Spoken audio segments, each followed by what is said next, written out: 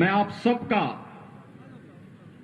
हृदय से अभिनंदन करता हूं, स्वागत करता हूं।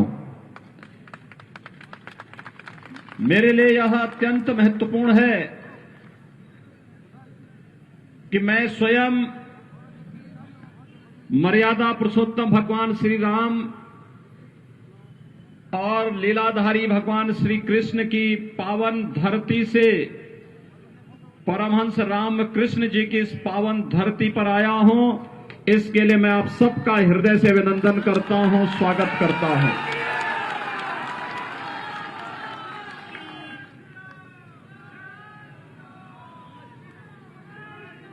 बंगाल की धरती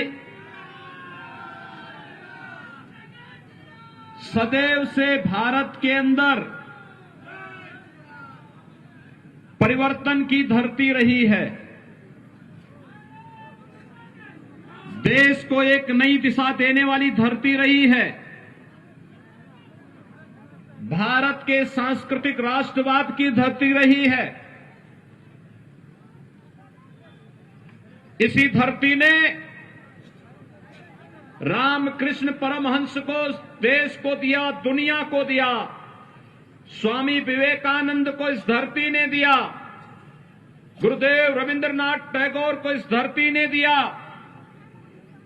और देश के अंदर देश की आजादी को अपनी क्रांति के ज्वार से एक नई ऊंचाई तक पहुंचाने वाले देश के स्वाधीनता आंदोलन के हीरो नेताजी सुभाष चंद्र बोस भी तो इसी धरती ने देश को दिया था।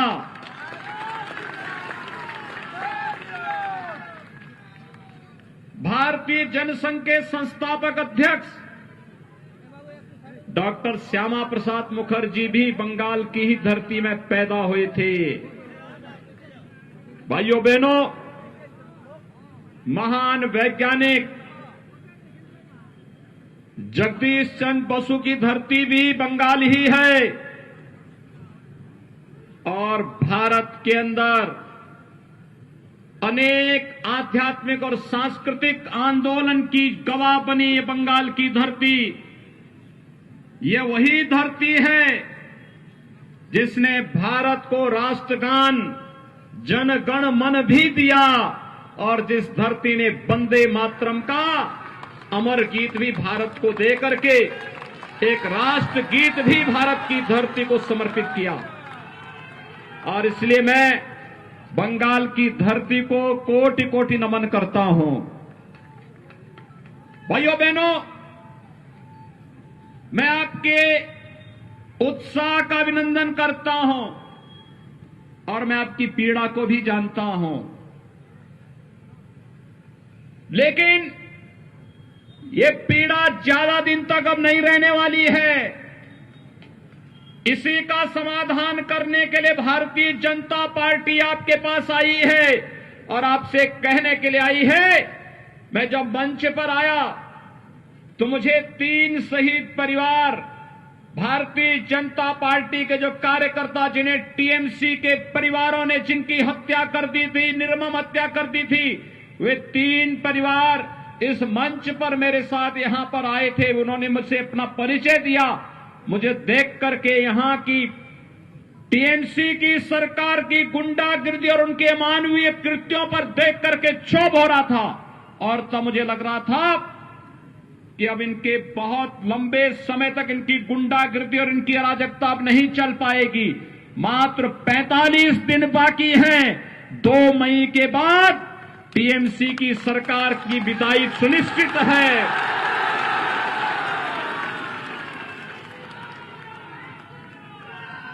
ये तीनों परिवार, मोनिका कुमार,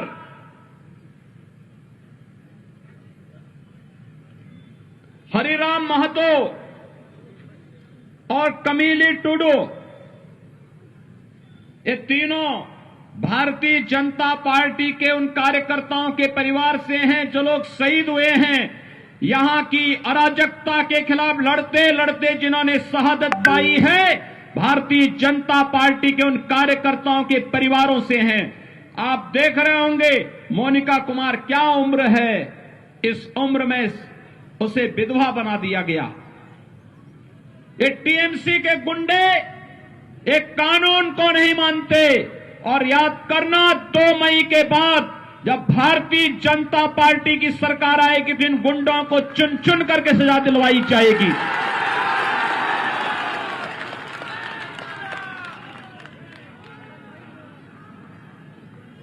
श्रीमती कमीली टुडू को देखो, इस उम्र में भी उसके साथ, और श्री हरिराम महतो जिनके परिवार के सदस्य की हत्या इसलिए कर दी थी क्योंकि वो चाहते थे कि यहां पर बंगाल के अंदर बंगाल के गरीबों को भी शासन की सुविधा का लाभ मिलना चाहिए, और ये कार्य भारतीय जनता पार्टी कर सकती है। इसलिए टीएमसी के गुंडों ने उनकी निर्मम हत्या कर दी थी। भाइयों बहनों, यह अराजकता बहुत दिनों तक नहीं चलेगी, और इसीलिए आज आप सबका आह्वान करने के लिए मैं आया हूं। याद करिए, 2019 में भी मैं यहां आया था, और पुरुलिया में तब मेरे कार्यक्रम को यहां की मुख्यमंत्री ने उस पर पाबंदी लगा दी थी, मेरा हेलीकॉप्टर नहीं उतरने दिया था।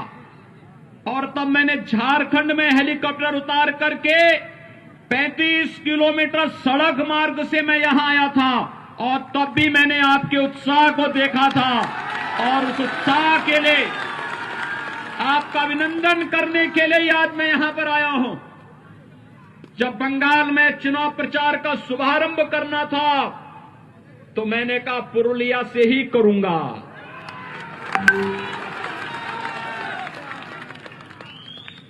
पुरुलिया से इसकी शुरुआत करूंगा।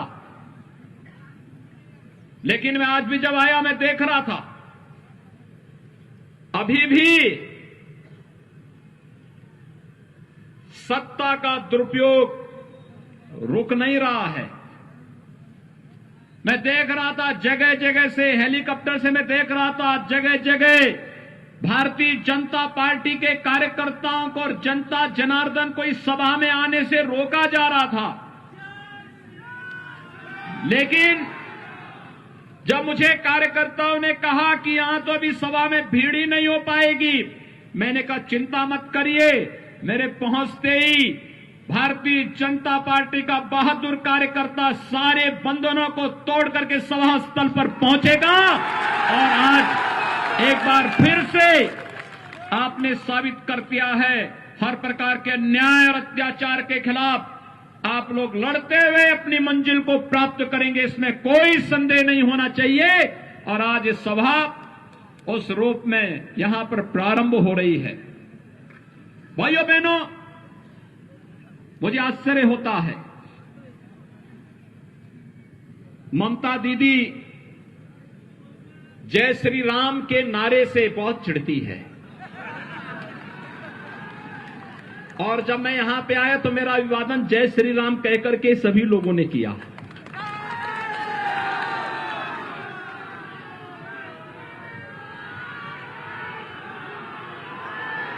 मुझे आश्चर्य होता है।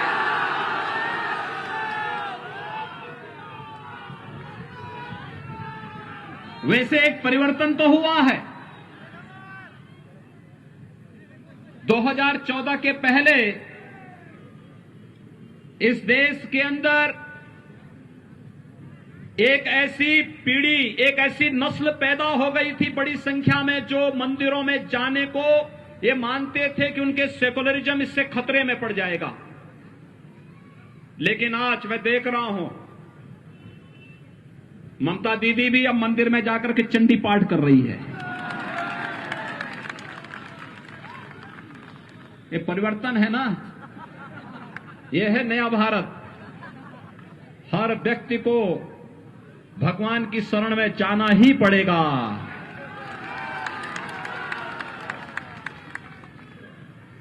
वैसे कांग्रेस के नेता राहुल जी भी चुनाव के समय मंदिर मंदिर जाते हैं, और एक जगह तो मंदिर में ऐसे बैठ गए कि उनको पुजारी को टोकना पड़ा, कह रहे ये मंदिर है, आसन ठीक ढंग से बैठिए। वो ऐसे बैठ रहे थे जैसे कोई नमाज पढ़ने के लिए बैठता है। तो पुजारी को समझाना पड़ा, कहा भाई ये मंदिर है, पवित्र स्थान है, और यहां की पवित्रता और यहां की मर्यादा का ख्याल रखो। लेकिन कम से कम सबका साथ सबके विकास के मोदी जी के मंत्र ने गरीबों को मकान भी दिया, विद्युत कनेक्शन भी दिया, स्वास्थ्य की सुविधा भी दी, किसानों को किसान सम्मान निधि भी देश के अंदर दिया, और सभी लोगों को आपकी आस्था का सम्मान करने के लिए भी मजबूर कर दिया है कि आज कोई चंडी का पाठ कर रहा है, कोई मंदिरों में जाकर के दर्शन करने के लिए मजबूर हो रहा है। ये सबसे बड़ी वैचारिक विजय हम सबकी है। जब वैचारिक विजय के मंच पर हम लोग जीत चुके हैं, तो जनता जनार्दन का आशीर्वाद स्वतः ही भारतीय जनता पार्टी को प्राप्त होना है, और वही आशीर्वाद मांगने के लिए भारतीय जनता पार्टी के कार्यकर्ताओं के लिए यही आशीर्वाद प्राप्त करने के लिए आज मैं आपके बीच में यहां पर उपस्थित हुआ हूं। भाइयों बहनों, बंगाल आजादी के समय ये मान्यता थी कि बंगाल विकास की धुरी बनेगा, लेकिन दुर्भाग्य से कांग्रेस ने, फिर कम्युनिस्टों ने, और फिर पिछले 15 वर्षों में टीएमसी ने बंगाल को खोखला बना दिया। बंगाल में गरीबी की दर बढ़ती गई, बेरोजगारी की दर बढ़ती गई। यहां पर पार्टी विशेष के कार्यकर्ताओं की गुंडागर्दी ने अव्यवस्था और अराजकता का एक तांडव किया। आज आप देख रहे होंगे उत्तर प्रदेश में हम लोगों ने 4 वर्ष से भारतीय जनता पार्टी की सरकार उत्तर प्रदेश में है, 40 लाख गरीबों को प्रधानमंत्री आवास मिला है, 1 करोड़ 38 लाख परिवारों को विद्युत के निःशुल्क कनेक्शन मिले हैं, 1 करोड़ 56 लाख परिवारों को रसोई गैस के निःशुल्क कनेक्शन उपलब्ध हुए हैं, और यही नहीं 6 करोड़ की आबादी को आयुष्मान भारत का 5 लाख रुपए का सालाना स्वास्थ्य बीमा का कवर मिला है, और 2 करोड़ 42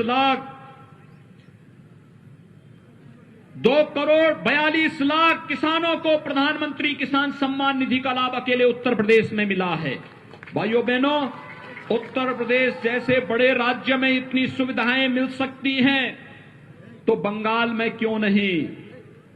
बंगाल में टीएमसी की सरकार जनता को इन विकास की सुविधाओं से वंचित करना चाहती है, इन सुविधाओं को नहीं लेने देना चाहती है, और यही कारण है विकास के मोर्चे पर बंगाल पिछड़ता गया।